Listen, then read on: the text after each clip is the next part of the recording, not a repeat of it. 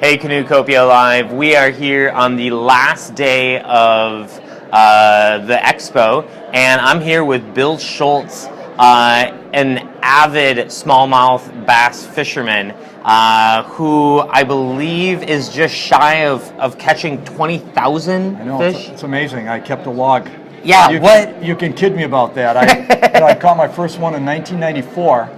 Got pretty excited about it and kind of built into it, but the last 20 years in particular, I've really focused on smallmouth bass. And yes, I keep a very simple log, day, where I'm at.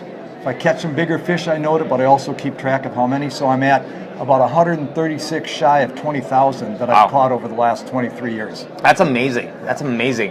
Help me understand, did you grow up fishing or what was the deal? Yeah, I grew up in Madison, and like a lot of people, fished with my dad, my brothers, and then you go to college and you kind of get away from it.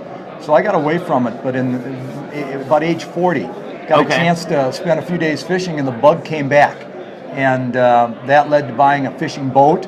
And as my wife said, well, that was okay. I like to eat fish, and then she likes to say, and then I learned about something called catch and release. so I catch and release all those smallmouth bass, but and that really led to the combination. I do the boat fishing, but I also do so much kayak fishing, which is just a very enjoyable thing to do while on the water. Cool.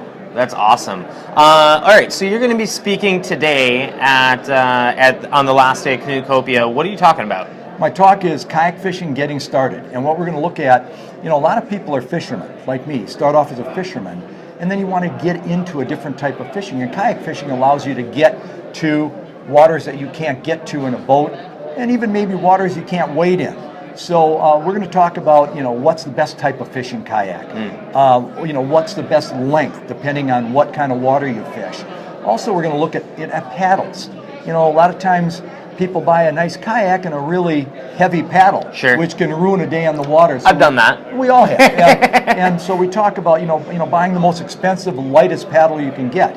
And we'll also talk about other things. People don't always think about how am I going to transport that big fishing kayak. So we talk about kayak trailers and roof racks, and how to get the kayak from the car or the truck to the water. And then I can't do a smallmouth or a fishing talk without talking a little bit about some good fishing areas and a couple of my favorite lures, which I touch on also. Nice. All right, so before we leave, give me one of your favorite spots that you're willing to share with people in Wisconsin to go smallmouth bass fishing. Two things. I'll give you two.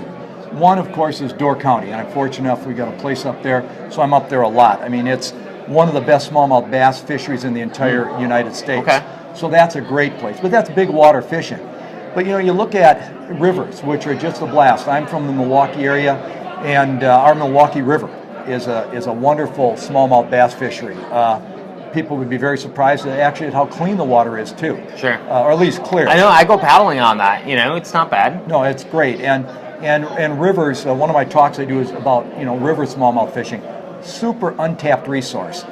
Southwest Wisconsin, south of here in the Sugar River, west of here, or east of here, as I mentioned, Milwaukee River. There's rivers all over Wisconsin. Our Wisconsin River just north of here. Yeah. Just phenomenal and very underfished. So you can get on the water many days and hardly see another angler. Cool.